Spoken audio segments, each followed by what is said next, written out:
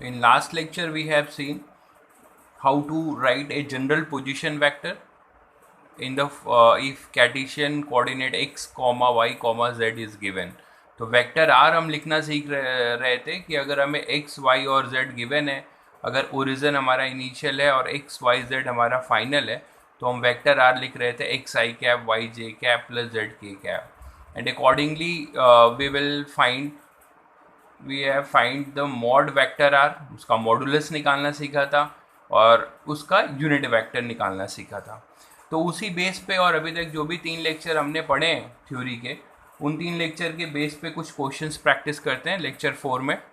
तो जैसे हमारा पहला क्वेश्चन है, find the unit vector of the displacement vector when a particle undergoes a displacement from the point A 2, 3, -2 to the point B 1, 2, 5. तो questions को ध्यान से पढ़ना है, वहीं से सारी हिंट आपको मिलेगी. हमें एक यूनिट वेक्टर निकालना है, तो हम यूनिट वेक्टर निकालना है मतलब पहले हमें क्या निकालना होगा, उसका corresponding vector, then we will make them as a unit vector. तो अगर हमें एक यूनिट वेक्टर निकालना है तो पहले हम उसका कॉरस्पॉन्डिंग वेक्टर निकालेंगे. उसका क्वेश्चन में हिंट क्या गिवन है, यूनिट वेक्टर, कौन सा यूनिट वेक्टर निकालना है, डिस्प्लेसमेंट वेक्टर का. और वो डिस्प्लेसमेंट वेक्टर किसका होगा, एक पार्टिकल है जो कि उसका इनिशियल है ए और ये है फाइनल. तो हमने क्या, इसका सॉल्यूशन हम करें अगर, तो हम क्या देखेंगे कि अगर हम कोई भी कार्टेशियन कोऑर्डिनेट लें, एक्स वाई और ये जेड, तो कहीं पर हमारा ए होगा और कहीं पर हमारा बी होगा. तो डिस्प्लेसमेंट वेक्टर हमने निकाला था, क्या होगा, डिस्प्लेसमेंट वेक्टर होगा इनिशियल से final, that is A B. ये ए बी हमारा हो जाएगा डिस्प्लेसमेंट वेक्टर. और इस डिस्प्लेसमेंट वेक्टर को लिखने का क्या तरीका बताया गया था आपको, ये फाइनल कोऑर्डिनेट होगा, टेल इसका जो है बी पर है, हेड इसका बी पर है, तो 1, 2, 5 ये हमारा होगा हेड, और ए क्या होगा 2, 3, -2. तो जब ये दो कोऑर्डिनेट्स गिवन होते हैं तो हम ए बी वैक्टर कैसे निकालते हैं, x2 - x1 that is final x coordinate minus initial x coordinate. तो हम पहले ए बी वैक्टर निकालेंगे. ए बी वैक्टर क्या होगा, final x coordinate 1 minus initial x coordinate, x coordinate लिख रहे हैं that's why it is I cap, plus final y coordinate 2 minus initial y coordinate लिख रहे हैं that's why J cap. Similarly z axis के लिए final z coordinate minus of initial that is -2, और ये हो जाएगा आपका k कैप. तो finally we are getting minus I cap minus J cap plus 7k cap. तो this is our A B vector. ये हमारा ए बी वैक्टर हुआ और यही हमारा क्या हो जाएगा, displacement vector. This is our displacement vector.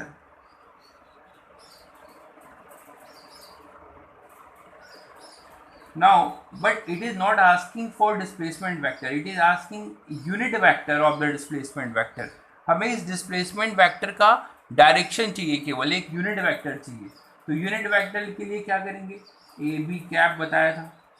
A B cap क्या होगा, उस वेक्टर को उसके मॉडुलस से हम क्या करते हैं, डिवाइड कर देते हैं. वेक्टर आपने निकाल लिया हुआ है, वो है minus I cap minus J cap plus 7k cap. और यूनिट वेक्टर बनाने के लिए उसके मॉडुलस, तो मॉडुलस का क्या तरीका बताया था, डिस्टेंस फार्मूला से या फिर आई के कोफिशिएंट का स्क्वायर प्लस जे के कोफिशिएंट का स्क्वायर प्लस के कोफिशिएंट का स्क्वायर. तो यहाँ से आपको ए बी कैप मिल जाएगा. ए बी कैप आपका आ जाएगा minus I cap minus J cap plus 7k cap upon √51. ये आपका आंसर हो जाएगा. तो इस तरीके से हमने डिस्प्लेसमेंट वेक्टर पहले निकाला, फिर उसका कॉरस्पॉन्डिंग यूनिट वेक्टर बनाया, क्योंकि क्वेश्चन में it is asking find the unit vector.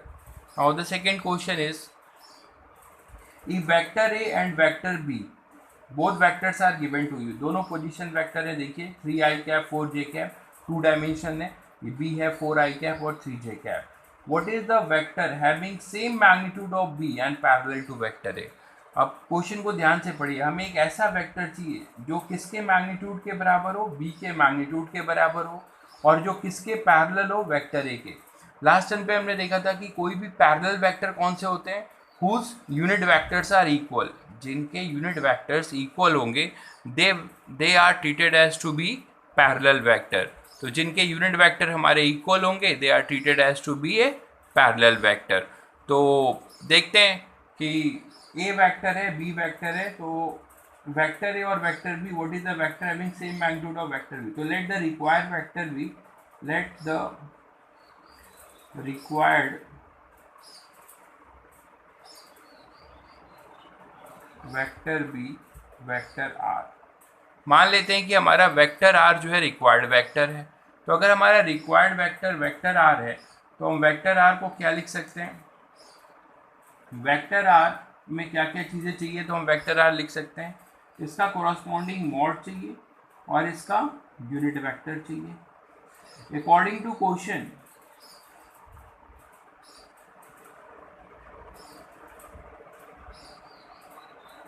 जो हमारा रिक्वायर्ड वेक्टर है उसका मॉड आर वो किसके मैग्नीट्यूड के बराबर है, वेक्टर बी के मॉड के। तो यहाँ से हम इसका मॉड निकाल लेंगे।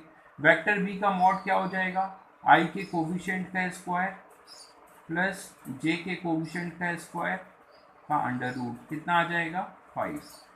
What about direction, parallel to vector A है, vector R is parallel to vector A, vector R क्या बोला गया है, is parallel to vector A. So दोनों के यूनिट वेक्टर क्या होंगे, सेम। तो इसका ए का यूनिट वेक्टर निकाल लीजिए। ए का यूनिट वेक्टर क्या होगा, 3i cap plus 4j cap vector upon उसका मैग्नीट्यूड, उसका मैग्नीट्यूड क्या आ जाएगा 5। तो अब हम रिक्वायर्ड वेक्टर लिख सकते हैं, अब required vector is what, mod vector R जो कि किसके बराबर है, मॉड बी के जो कि 5 है, और उसका यूनिट वेक्टर ए के यूनिट वेक्टर के बराबर है, that is 3i cap plus 4j cap upon 5। क्या आ जाएगा 3i cap plus 4j cap, ये हमारा रिक्वायर्ड वेक्टर हो जाएगा। नेक्स्ट क्वेश्चन देखते हैं, find the unit vector of vector A.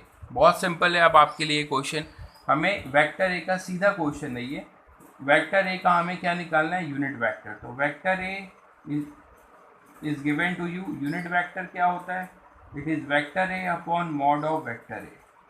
तो मॉड ऑफ वेक्टर ए पहले निकालने, मॉड ऑफ वेक्टर ए क्या होगा, अंडर रूट ऑफ आई के कोफिशिएंट का स्क्वायर प्लस जे के कोफिशिएंट का स्क्वायर प्लस के कोफिशिएंट का स्क्वायर।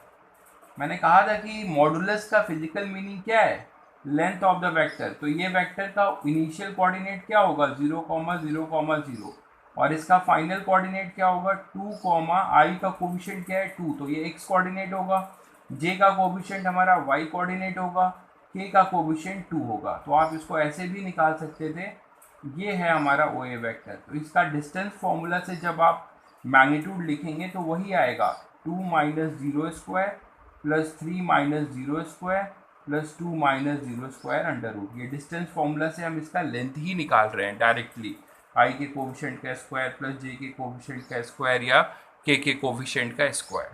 तो वेक्टर ए हम ए कैप हमारे पास आ जाएगा, ए कैप की वैल्यू क्या हो जाएगी, vector A that is 2i cap plus 3j cap plus 2k cap upon vector A हमारे पास ये मॉडुलस कितना आया 4 + 9 + 4 25, दैट इज 5। तो यहाँ पे आ जाएगा 5। ए कैप का हमें मैग्नीट्यूड मिल जाएगा, वो हो जाएगा हमारे पास 10। नेक्स्ट क्वेश्चन है, find the value of see if vector is given by this. Vector A हमें गिवन है, आई इक्वल टू आई का कोफिशिएंट है 0.3, जे का 0.4 और के का सी है जो एक कांस्टेंट है। तो हमें इसी सी की वैल्यू निकालनी है। और क्या गिवन है कि वेक्टर ए हमारा एक यूनिट वेक्टर है, तो सी की वैल्यू कैसे निकालेंगे, ये बोल सकते हैं हम कि since vector A is a unit vector, so mod of vector ए क्या होगा, यूनिट वेक्टर का मॉडुलस हमेशा क्या होता है 1, तो मॉड इसका क्या हो जाएगा 0.3 square plus 0.4 square plus C square under root that is equal to 1। इसको सॉल्व करके हम क्या निकाल सकते हैं, यहाँ से सी की वैल्यू निकाल सकते हैं। सी की वैल्यू जो आएगी वो आएगी 0.87 के नियर अबाउट। तो ये कुछ स्टेट क्वेश्चंस होंगे, कुछ लैंग्वेज वाले क्वेश्चन होंगे जिसको आपको ध्यान से पढ़ना होगा, उसी से क्लू मिलेगा। नेक्स्ट क्वेश्चन देखते हैं। A car is moving in a direction of this with a speed of 10 metre per second. एक कार है जो जिस डायरेक्शन में मूव कर रही है उसका पोजीशन वेक्टर हमें गिवन है, तो हमें वेलोसिटी वेक्टर ऑफ कार बताना है इन यूनिट वेक्टर नोटेशन। मतलब हमें उस कार की केवल क्या बतानी है, डायरेक्शन बतानी है, हमें उस कार की डायरेक्शन बतानी है। Find the direction of the car, तो डायरेक्शन ऑफ कार भी बताना है। तो देखते हैं moving in a direction of this, तो वेलोसिटी ऑफ कार जो वेक्टर फॉर्म में अगर लिखना है तो again we require two thing, उस कार का वेलोसिटी का मैग्नीट्यूड चाहिए और उस कार के वेलोसिटी का डायरेक्शन चाहिए। अब मैग्नीट्यूड तो 10 मीटर पर सेकेंड, देखिए स्पीड दिया हुआ है। Now what about the direction, लिखा हुआ है क्लियर कट कि जो हमारी कार है वो किस डायरेक्शन में मूव कर रही है, इस वेक्टर की डायरेक्शन में। Then we can say that the direction of car that is v cap is same as r cap, क्योंकि इसी डायरेक्शन में मूव कर रही है तो इसका जो यूनिट वेक्टर होगा वही हमारा कार के वेलोसिटी का या कार की वेलोसिटी का डायरेक्शन होगा। तो इसका यूनिट वेक्टर हम निकाल सकते हैं, वो vector R upon mod R that is -4i cap plus 3j cap upon under root 16 plus 9। तो हमारे पास आएगा -4i cap plus 3j cap upon 5। तो वेक्टर v हम निकाल सकते हैं, इट इज़ 10 उसका मैग्नीट्यूड है और उसका डायरेक्शन है -4i cap plus 3j cap upon 5। तो हमारे पास आ जाएगा -8i cap plus 6j cap. This is the velocity vector of the car. और इसका यूनिट वेक्टर, तो यूनिट वेक्टर तो इसका आपने निकाल लिया हुआ है, डायरेक्शन ऑफ कार का वही यूनिट वेक्टर होगा जो इस वेक्टर आर का होगा, क्योंकि हमारी जो वेलोसिटी है इसी वेक्टर की डायरेक्शन में मूव कर रही है। नेक्स्ट क्वेश्चन है, if vector A and vector B given to you, find a vector having the same magnitude of vector B and parallel to vector A. तो अभी ऐसा क्वेश्चन हम लोगों ने अभी एक एग्जाम्पल किया था कि हमें रिक्वायर्ड वेक्टर क्या होगा,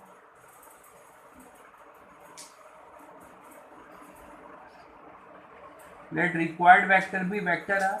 तो वेक्टर आर के लिए हमें दो चीजें चाहिए, इसका मैग्नीट्यूड और इसका direction. And according to question magnitude जो है वेक्टर आर का मैग्नीट्यूड किसके बराबर है, मॉड बी के, और पैरेलल टू वेक्टर है, इसका मतलब इसका जो यूनिट वेक्टर होगा वो वेक्टर ए के यूनिट वेक्टर के बराबर होगा। दोनों पैरेलल है, मतलब दोनों की डायरेक्शन सेम है। तो जस्ट वैसे ही क्वेश्चन है जैसे अभी हमने एक वर्कआउट किया था। तो मॉड बी निकाल लो, मॉड बी क्या हो जाएगा, √7 स्क्वायर प्लस 24 स्क्वायर, ये मॉड बी आ जाएगा हमारे पास। मॉड बी के बाद अब हमारे पास क्या है, यूनिट वेक्टर। तो unit vector R cap equal to A cap कितना होगा, vector A upon mod vector A, वो हो जाएगा 3i cap plus 4j cap upon mod इसका 5 आएगा। तो रिक्वायर्ड वेक्टर हम यहाँ से लिख सकते हैं, रिक्वायर्ड वेक्टर हमारा जो हो जाएगा वो हम यहाँ से लिख पाएंगे।